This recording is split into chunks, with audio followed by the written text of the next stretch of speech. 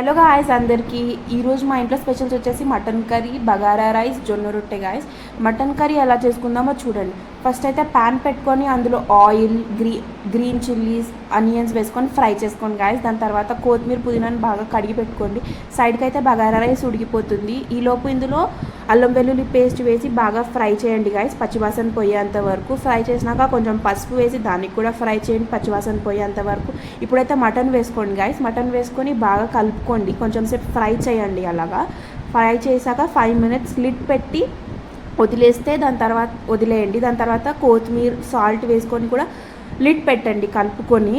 Salt వేయడం వల్ల అందులో నుండి వాటర్ రిలీజ్ అవుతుంది. ఈ మటన్ అయితే హలీం చేయడం కోసం పక్కన పెట్టాను గాయస్. బగారా రైస్ కూడా ఉడికిపోయింది ఆల్మోస్ట్. ఇప్పుడు ఓపెన్ చేయగానే మటన్ కర్రీలో నుండి వాటర్ ఊరిపోయినాయి. వాటర్ ఊరినాక ఇప్పుడు లిడ్ పెట్టుకోకుండా కొంచెం సేపు ఫ్రై చేస్తే ఆ వాటర్ అన్నీ వెళ్ళిపోతాయి గాయస్. అందులోకి మళ్ళీ ఇప్పుడు ధనియాల పొడి, కారం వేసుకోండి.